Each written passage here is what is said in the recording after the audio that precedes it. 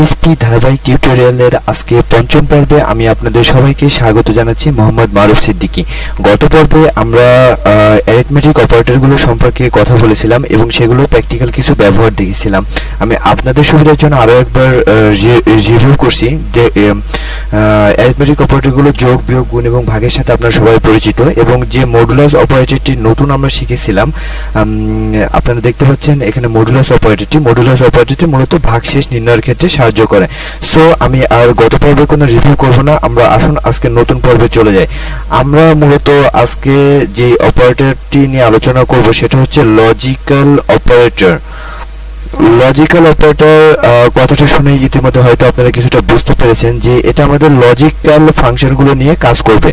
মূলত logical function সর্বমোট পিএইচপিতে 6 ধরনের আছে। একটু কষ্ট করে আপনারা কাগজ এবং কলম নিয়ে আমার টিউটোরিয়ালগুলো টুকে নিন। এই লজিক্যাল অপারেটরগুলো প্রথমে আপনার হচ্ছে অ্যান্ড আপনি সরাসরি ব্যবহার করতে পারেন, এবং সাথে সাথে আমি আরেকটি কথা বলে যাই, ডবল অ্যাম্পারস্যান্ড চিহ্ন যেটাকে বলে, এভাবেও আপনারা অ্যান্ডকে নির্ণয় করতে পারেন। পাশে একটু যদি আপনারা কাগজ কলমে টুকে নেন, আমি আপনাদের সুবিধার জন্য এখানে লিখে দিচ্ছি is true if and only if of its arguments are true. Actually আমি এখানে কি বোঝাতে চাইছি ইতিমধ্যে আপনারা হয়তো বুঝে ফেলেছেন। ধরুন যে কোনো একটি কন্ডিশন সত্য হবে। কন্ডিশন সম্পর্কে আমরা যদিও এখনো যাই নাই, আমরা যখন পরবর্তীতে স্টেটমেন্টগুলো নিয়ে বিভিন্ন লুপিংগুলো নিয়ে আলোচনা করব তখন আপনাদের কাছে এই ব্যাপারগুলো আরও বেশি ক্লিয়ার হবে। তারপরেও আসুন দেখি আমি আপনাদেরকে এখানে একটি প্র্যাকটিক্যাল ইউজেস দেখাই। আমরা এখানে একটি ইফ স্টেটমেন্ট ইউজ করলাম। ইফ স্টেটমেন্ট একটি স্টেটমেন্ট যেটা আপনার কন্ডিশনটা যদি সত্য হয় তাহলে আপনার কোডটা এক্সিকিউশন করবে, আদারওয়াইজ আপনার কোডটা এক্সিকিউশন করবে না। ইফ এর জেনারেল সিনট্যাক্স হচ্ছে ইফ এর পরে একটি ফার্স্ট ব্র্যাকেট এবং ফার্স্ট ব্র্যাকেট ক্লোজিং দিন এবং তার ভিতরে আপনার কন্ডিশন দিন। আমরা এখানে দেখুন অ্যান্ড লজিক্যাল অপারেটর নিয়ে কাজ করছি, সো আমরা এখানে অ্যান্ড এর ব্যবহার শিখব। ধরুন আমাদের একটি ভেরিয়েবল আছে, ভেরিয়েবল এ। আমরা চাচ্ছি এ যদি 10 এর থেকে ছোট হয়, এবং তার মানে আমরা এখানে অ্যান্ড ব্যবহার করতে পারি। অ্যান্ড এ যদি আপনার 10 এর থেকে ছোট কিন্তু 5 এর থেকে বড় হয়, তাহলে আমাদের কম্পিউটার আমাদের ইকো করবে your number is greater than 5 and less than 10।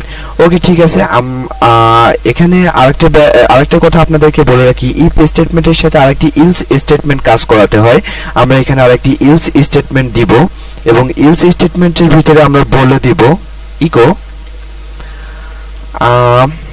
যে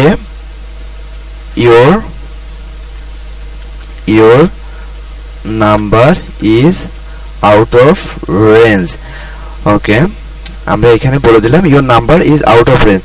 তাহলে এখানে দেখুন আমাদেরকে অনেক সময় এরকম বিভিন্ন প্রকার টেস্টিং করতে হবে, যেখানে আমাদেরকে অ্যান্ড ব্যবহার করতে হবে, যেখানে আমাদের দুইটা কন্ডিশন সত্য হলেই কেবলমাত্র আমাদেরকে দেখাবে your number is greater than 5 and less than 10, otherwise আমাদেরকে দেখাবে your number is out of range। So আসুন দেখি আমরা এই পেজটিতে সেভ দিয়ে আমাদের কাঙ্ক্ষিত লক্ষ্যে চলে যাই। কিন্তু আমরা এখানে তো ওকে, আমরা এখানে এর একটা ভেরিয়েবল প্রথমে দিয়ে দিই। আমরা a is equal to দিলাম 7। তাহলে আগের থেকে আসলে আমরা এই কোডটাকে ডিবাগিং করি। ডিবাগিং করা মানে কাগজ কলমে আসলে দেখা যে কোডটা আমাদের ঠিক মতো রান করবে কিনা। আমরা এখানে দেখুন a এর ভ্যালু দিয়েছি 7, এবং আমরা এখানে যে কন্ডিশনটা দিয়েছি সেই কন্ডিশনটা হচ্ছে a এর ভ্যালু 10 থেকে ছোট কিন্তু 5 থেকে বড়। আমরা দেখতে পাচ্ছি 7 10 থেকে ছোট কিন্তু 5 থেকে বড়, তাহলে আমাদের প্রিন্ট হওয়ার কথা your number is greater than 5 and less than 10। আর এই পার্টটা তখন আর এক্সিকিউশন হবে না। তো আসুন আমরা সেভ দিয়েছি, সেভ দিয়ে এবার আমরা আমাদের ব্রাউজারে যাই। ব্রাউজারে গিয়ে যখন আমরা রিলোড দিব parser error, syntax error, unexpected logical and for example line number 37 আমাকে দেখাচ্ছে লাইন নাম্বার 37 এ কোনো একটি সমস্যা আছে। আচ্ছা, আমি এখানে আপনাদের বোঝানোর জন্য যে কথাটি লিখেছিলাম সেটা আসলে তো কোনো সিনট্যাক্স না কিংবা কোনো কমান্ড না, সো এটাকে আমরা একটা কমেন্ট লাইনের ভিতরে নিব। এবার আসুন আমরা সেভ করি, সেভ করে এবং আমাদের পেজটাকে রিলোড করি। আবার দেখাচ্ছে লাইন নাম্বার 48 এ আমাদের সমস্যা আছে। আচ্ছা, এখানে সেই একই ভুলটা ছিল আমি আপনাদেরকে বোঝানোর জন্য যে ডবল অ্যান্ড এর মাধ্যমে ব্যবহার করা যায়।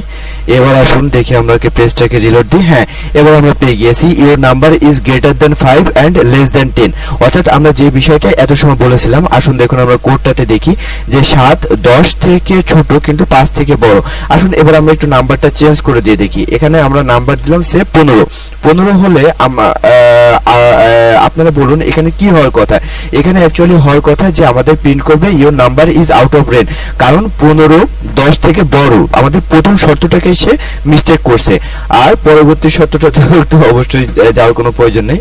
আসুন আমরা পেজটাকে সেভ দিয়ে আসি। পেজটাকে সেভ করেছি আমরা এবং এখানে আমরা তার ব্যবহার দেখি your number is out of range. So বন্ধুরা, আমার মনে হয় আপনারা এন্ড অপারেশনের ব্যবহারটা শিখে গিয়েছেন। সো এবার আসুন আমরা তার পরবর্তীতে যেই লজিক্যাল অপারেটর নিয়ে কাজ করব সেটা হচ্ছে অর লজিক্যাল অপারেটর।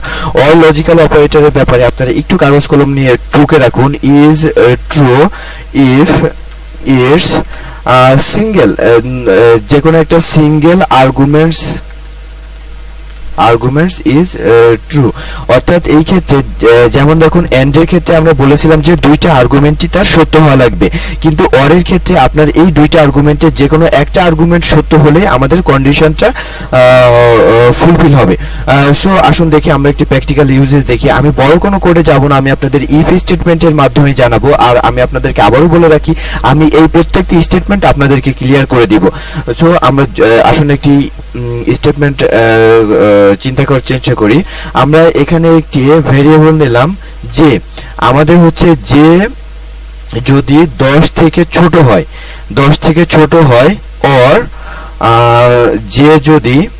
যে এর ভ্যালু যদি আপনার 50 থেকে বড় হয়, তাহলে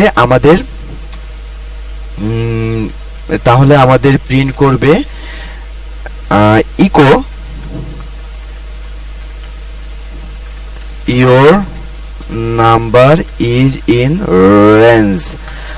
ওকে, ঠিক আছে। যেহেতু আমরা আগেই বলেছি এর একটি ইলস পার্ট থাকবে, সো ইলস পার্টে আমাদের ইকো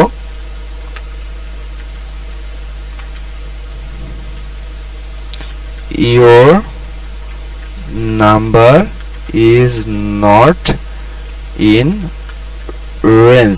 আচ্ছা দেখুন বন্ধুরা, আমি এখানে বলেছি যে একটি ভেরিয়েবল, যে ভেরিয়েবলের মান যদি 10 থেকে ছোট হয়। সো আসুন আমরা প্রথমে একটা একটা করে চেক করি। 10 থেকে ছোট হবে, তার মানে আমরা $সাইন of J is equal to তার মান বেরিয়ে করলাম 5। এখন দেখুন আমরা এখানে বলেছি যদি 10 থেকে ছোট হয় আবার 50 থেকে বড় হয়, তাহলে আপনারাই বলুন 5 কি 50 থেকে বড়? না, 5 কিন্তু 50 থেকে বড় না। তাহলে দেখুন আমাদের এই পার্টটা কিন্তু ফলস, অর্থাৎ এই পার্টটা কিন্তু আমাদের এই শর্তটা ফুলফিল করছে না। তাহলে আপনার কি মনে হয় আমাদের কি এখন শো করবে your number is not in range? না বন্ধুরা, আমাদের এখন শো করবে your number is in range. কেননা আমরা এখানে অর ভেরিয়েবল অর্থাৎ অর লজিক্যাল অপারেটর ইউজ করেছি, এবং অর লজিক্যাল অপারেটরের মূল ভিত্তি হচ্ছে যে কোনো একটি আর্গুমেন্ট আপনার সত্য হলেই সেটা সত্য হিসেবে বিবেচিত হবে। সো দেখুন আমরা এখানে যে স্টেটমেন্টটা জে এর ভ্যালু 5 দিয়েছি এবং 5 10 থেকে ছোট। আসুন আমরা সেভ করে, আচ্ছা তার আগে সেভ করে আমরা আমাদের ব্রাউজারটাতে দেখে আসি আমাদের কি শো করে your number is in range, অর্থাৎ আমাদের প্রথম শর্তটাই কিন্তু শো করছে। সো বন্ধুরা, এই ছিল আজকে লজিক্যাল অপারেটরের এন্ড এবং অর এর ব্যবহার। আমরা পরবর্তীতে এক্সজর, ডবল এন্ড, নট এই লজিক্যাল অপারেটরগুলো নিয়ে আমি চেষ্টা করব পরবর্তী টিউটোরিয়ালটি